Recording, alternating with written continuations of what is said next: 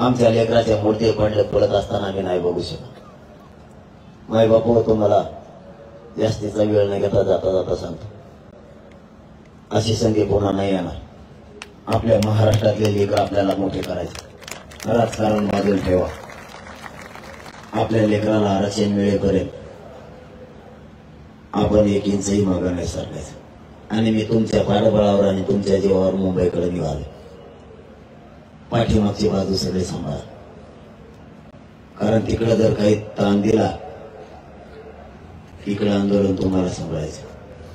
मी बीडच्या सभेत सांगितलं होतं, तर 3 ते 4 लाख नुसत्या माता माऊल्या आल्या होत्या.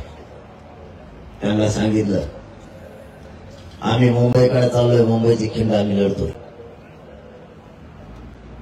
पाठीमागची खिंड तुम्हाला सांभाळायची. ती हिंमत करणार नाही त्रास देण्याचे, पण जर दिलाच पाठीमागची खिंड तुम्हाला सांभाळायची. महिलांनी उठायचं, काहीच नाही करायचं. मावशी होतो मला आवाज येतो का सांगू का? मग तुम्ही तर काहीच म्हणा, नुसते अशा करायला लागल्या. तिकडे लय मोठ्या आहेत ना. मी बीडच्या सभेत सांगितलं, जर तिकडे पोरांना आपला त्रास दिला तर ती पोरं तुमचे नसतील असतील मला नाही माहित, पण गेलेल्या पोरात तुमचं पोरग शोधा आणि त्याच्या पाठीशी उभा राहा. आणि जर त्या पोरांना त्रास दिला तुम्ही एकच काम करा, कोणत्याही पक्षाचा आमदार आणि मंत्री असो, जिल्ह्यातल्या सगळ्या महिलांना उठायचं आणि त्याच्या दारात जाऊन बसायचं. काहीच करायचं नाही.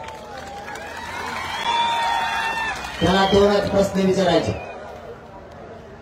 आमचे पोरं मुंबईत लोकशाही मार्गानं आरक्षणाची मागणी करायला गेले, तुझे आमदार मंत्री तिथले त्रास द्यायला लागले, तू त्यांना फोन करून सांग त्रास देऊ नको आणि फक्त पायातल्या हातात घ्या, आणू नका.